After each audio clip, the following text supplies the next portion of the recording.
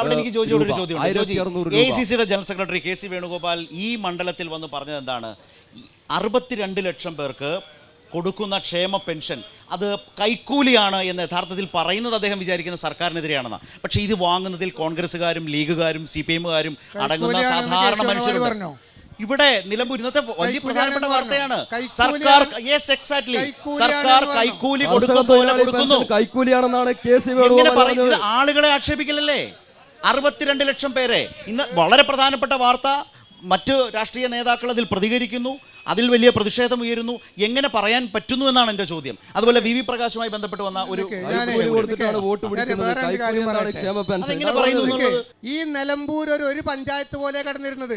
ഈ പഞ്ചായത്തിന്റെ വിവിധ 8 പഞ്ചായത്തുകളെ ലിങ്ക് ചെയ്യുന്ന വൻകിട പാലങ്ങൾ കൊണ്ടുവന്നാരാ?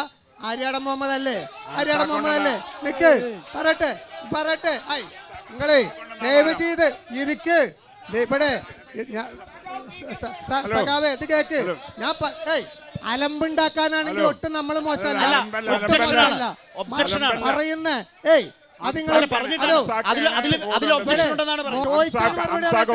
ചോദിച്ചതിന് പറയട്ടെ.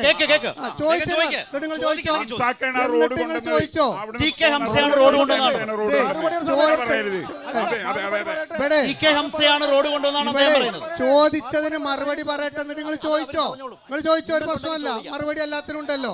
നിലമ്പൂർ താലൂക്ക് കൊണ്ടെന്ന് ആര്യാടന ഒരു നാടിന്റെ വികസനത്തിന്റെ ഏറ്റവും പ്രധാനപ്പെട്ട നിലമ്പൂർ താലൂക്ക് കൊണ്ടെന്ന ആര്യാടനാണ്. RTOPs കൊണ്ടെന്ന ആര്യാടനാണ്. KSRTC ഡിപ്പോ കൊണ്ടെന്ന ആര്യാടനാണ്.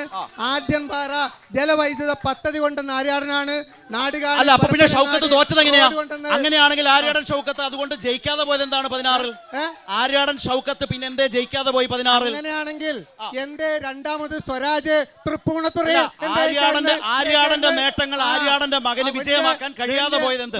എന്റെ ചോദ്യം അതാണ്. ആര്യാടൻ മുഹമ്മദിന്റെ നേട്ടങ്ങൾ, നിലമ്പൂരിന് വേണ്ടി ചെയ്ത നേട്ടങ്ങൾ അദ്ദേഹത്തിന്റെ മകന് എന്തേ വിജയമാക്കി മാറ്റാൻ കഴിയാതെ പോയത്? സ്വരാജ് 100 സീറ്റ് വാങ്ങി LDF അധികാരത്തിൽ വന്നപ്പോ എന്തേ തൃപ്പൂണിത്തുറയിൽ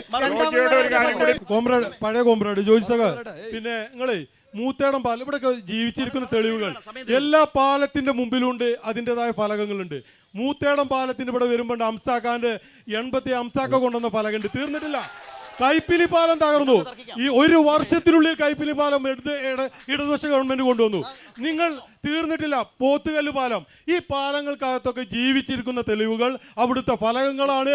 ആ ഫലകങ്ങൾ ഇടതുപക്ഷത്തിന്റെ ഇവിടുത്തെ മന്ത്രിമാരുടെയും MLA മാരുടെയും തെളിവുകൾ. ഈ സുഹൃത്ത് യോജിക്കുന്നില്ല. നിങ്ങൾ പറഞ്ഞത് ഈ സുഹൃത്ത് യോജിക്കുന്നില്ല. യോജിക്കുന്നുണ്ടോ?